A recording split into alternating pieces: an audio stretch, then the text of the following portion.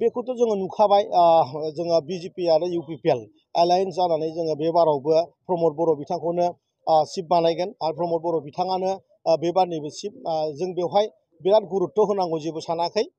जोंनि हाबाफारिया माने जोंनि राजनितिक जे हाबाफारि बे बिराद गोसायै खामानि सोलिगासिनो जों 30टा सिटआ जोंना कनफार्म जानानै दङ जोंना अलरेडि फार्स्ट सार्भे अलरेडि जों बानायखांबाय बे सार्भेयाव जोंनाव 30टा सिटआ कनफार्म जानानै दङ आरो जों बेखौ हागौबा एसे बारायनो सेस्था खालामदों जेनेरेल सिटफ्राव बहाबा जोङो बिजेपि दोलोनिफ्राय एसे गाहायाव दङ दा बेखौ जों बोरैहाय आरो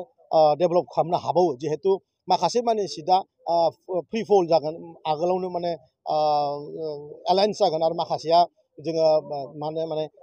सोरहा बेसेबां गोहो दङ बेखौ जों बाहायगोन थ' बिदि सिटखौबो जों मावगासिनो खामानि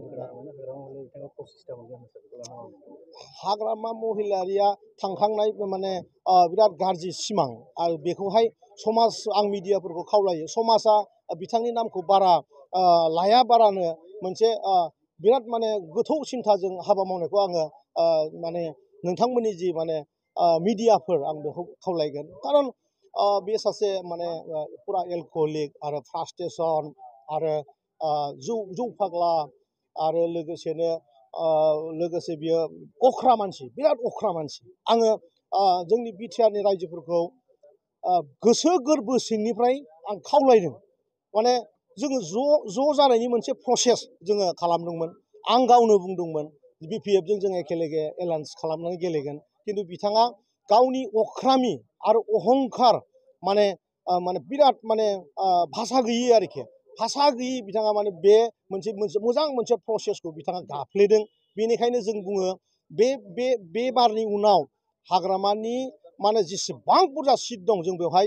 माने ओरैबायदि जों फाइट खालामगोन बेखौ जों मोनसेबो सिट देरहाहोनो हाया आरो बेनि उनाव जाहाथे मिडियायाव आरो मिडियायाव जाहाथे हाग्रामानि नामा फैया आरो बेराफारसेथिं बिपिएफखौ हाग्रामाया मोनसे कम्पानिनो फानदों बे कम्पानिया पिकेबि हा माने प्रलाद आरो कास्टम आरो बिक्रम बिथांमोननि बे कम्पानियाव माने गेसाव बेदर बानायो आरो बे गेसाव बेदरखौ हाग्रामाया जानो थाखाय बेखौ रेडि खालामगासिनो दं आरोखि थ' बेफोरबायदि आरो गोबां माने हाबाफारिया हाग्रामा मोननियाव सोलिगासिनो दङ बिपिएफआव सोलिगासिनो दङ आरोखि